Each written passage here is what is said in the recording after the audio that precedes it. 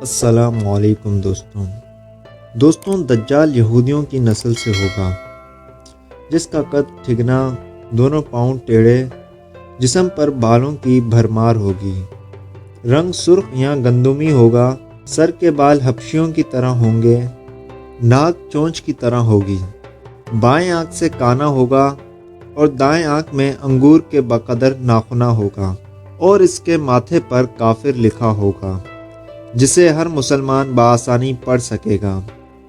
اس کی آنکھ سوئی ہوگی مگر دل جاگتا رہے گا۔ شروع میں وہ ایمان و اصلاح کا دعویٰ لے کر اٹھے گا، لیکن جیسے ہی تھوڑے بہت متبعین میسر ہوں گے وہ نبوت اور پھر خدائی کا دعویٰ کرے گا۔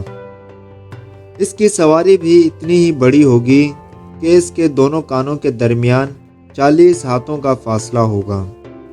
دجال پکا جھوٹا ہوگا، اس کے پاس غلوں کے ڈھیر اور پانی کی نہریں ہوں گی، اور زمین میں مدفون تمام خزانے باہر نکل کر شہد کی مکھیوں کی مانند اس کے ساتھ ہو لیں گے۔ جو قبیلہ اس کی خدائی پر ایمان لائے گا، دجال اس پر بارش برسائے گا، جس کی وجہ سے کھانے پینے کی چیزیں ابل پڑیں گی اور درختوں پر پھل آ جائیں گے۔ کچھ لوگوں سے یہ آ کر کہے گا کہ اگر میں تمہارے ماں باپ کو زندہ کر دوں تو تم کیا میری خدائی کا اقرار کرو گے؟ لوگ اس بات میں جواب دیں گے، پھر یوں ہوگا کہ دجال کے شیطان ان لوگوں کے ماں باپوں کی شکل لے کر نمودار ہوں گے۔ نتیجتاً بہت سے افراد ایمان سے ہاتھ دھو بیٹھیں گے۔ اس کی رفتار آندھیوں سے زیادہ تیز اور بالوں کی طرح رواں ہوگی۔ وہ کرشموں اور شعبدہ بازیوں کو لے کر دنیا کے ہر چپے کو روندے گا۔ تمام دشمنان اسلام اور دنیا بھر کے یہودی امت مسلمہ کے بغض میں اس کی پشت پناہی کر رہے ہوں گے۔ وہ مکہ معظمہ میں گھسنا چاہے گا مگر فرشتوں کی پہرے داری کی وجہ سے ادھر گھس نہ پائے گا، اس لیے نامراد اور ذلیل ہو کر واپس چلا جائے گا۔ پھر مدینہ منورہ کا رخ کرے گا۔ اس وقت مدینہ منورہ کے 7 دروازے ہوں گے اور ہر دروازے پر فرشتوں کا پہرا ہوگا، لہٰذا یہاں پر بھی وہ گھس نہیں پائے گا۔ انہی دنوں مدینہ منورہ میں 3 مرتبہ زلزلہ آئے گا، جس سے گھبرا کر بہت سارے بے دین شہر سے نکل کر بھاگیں گے۔ باہر نکلتے ہی دجال انہیں لقمے کی طرح نگل لے گا۔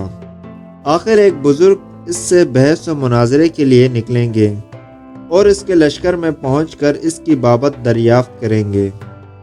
لوگوں کو اس کی باتیں شاق گزریں گی، لہٰذا وہ اس کے قتل کا فیصلہ کریں گے، مگر چند افراد آڑے آ کر یہ کہہ کر روک دیں گے کہ ہمارے خدا دجال کی اجازت کے بغیر اس کو قتل نہیں کیا جا سکتا۔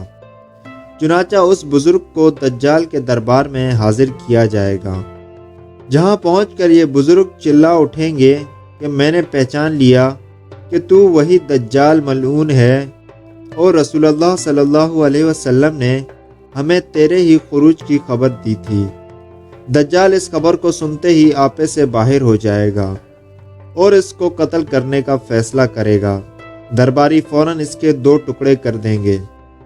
دجال اپنے حواریوں سے کہے گا کہ اب اگر میں اس کو دوبارہ زندہ کر دوں تو کیا تم کو میری خدائی کا پختہ یقین ہو جائے گا؟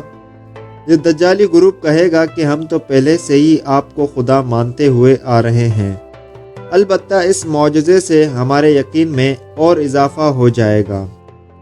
دجال اس بزرگ کے دونوں ٹکڑوں کو اکٹھا کر کے زندہ کرنے کی کوشش کرے گا۔ ادھر وہ بزرگ حکم الہی سے کھڑے ہو جائیں گے اور کہیں گے کہ اب تو مجھے اور زیادہ یقین آ گیا کہ تو وہی دجال ملعون ہے۔ وہ جھنجھلا کر دوبارہ انہیں ذبح کرنا چاہے گا، لیکن اب اس کی قدرت سلب کر لی جائے گی۔ دجال شرمندہ ہو کر انہیں اپنی جہنم میں جھونک دے گا، لیکن یہ آگ ان کے لیے ٹھنڈی اور گلزار بن جائے گی۔ اس کے بعد وہ شام کا رخ کرے گا، لیکن دمشق پہنچنے سے پہلے ہی حضرت مہدی علیہ السلام وہاں آ چکے ہوں گے۔ دجال دنیا میں صرف 40 دن رہے گا، جس میں ایک دن 1 سال کا، دوسرا 1 مہینہ اور تیسرا 1 ہفتے کے برابر ہوگا۔ بقیہ دن معمول کے مطابق ہوں گے۔ امام مہدی علیہ السلام دمشق پہنچتے ہی زور و شور سے جنگ کی تیاری شروع کر دیں گے۔ لیکن صورتحال بظاہر دجال کے حق میں ہوگی، کیونکہ وہ اپنے مادی اور افرادی طاقت کے بل پر پوری دنیا میں میداک پٹا چکا ہوگا۔ اس لیے عسکری طاقت کے اعتبار سے تو اس کی شکست بظاہر مشکل ہوگی، مگر اللہ کی تائید اور نصرت کا سب کو یقین ہوگا۔ حضرت مہدی علیہ السلام اور تمام مسلمان اسی امید کے ساتھ دمشق میں دجال کے ساتھ جنگ کی تیاریوں میں ہوں گے۔ ملی شیرازہ لشکر کی ترتیب اور یہودیوں کے خلاف صف بندی کو منظم کرنے کے ساتھ ساتھ مہدی علیہ السلام دمشق میں اس کو اپنی فوجی سرگرمیوں کا مرکز بنائیں گے، اور اس وقت یہی مقام ان کا ہیڈ کوارٹر ہوگا۔ امام مہدی علیہ السلام ایک دن نماز پڑھانے کے لیے مصلی کی طرف بڑھیں گے تو عین اسی وقت حضرت عیسیٰ علیہ السلام کا نزول ہوگا۔ نماز سے فارغ ہو کر لوگ دجال کے مقابلے کے لیے نکلیں گے۔ دجال حضرت عیسیٰ علیہ السلام کو دیکھ کر ایسے گھلنے لگے گا جیسے نمک پانی میں گھل جاتا ہے۔ پھر حضرت عیسیٰ علیہ السلام آگے بڑھ کر اس کو قتل کر دیں گے، اور حالت یہ ہوگی کہ شجر و حجر آواز لگائیں گے کہ اے روح اللہ، میرے پیچھے یہودی چھپا ہے۔ چنانچہ وہ دجال کے چیلوں میں سے کسی کو بھی نہ چھوڑیں گے۔ پھر وہ صلیب کو توڑیں گے، یعنی صلیب پرستی ختم کریں گے، خنزیر کو قتل کر کے جنگ کا خاتمہ کریں گے، اور اس کے بعد مال و دولت کی ایسی فراوانی ہوگی کہ اسے کوئی قبول نہ کرے گا، اور لوگ ایسے دیندار ہو جائیں گے کہ ان کے نزدیک ایک سجدہ دنیا و ما فیہا سے بہتر ہوگا۔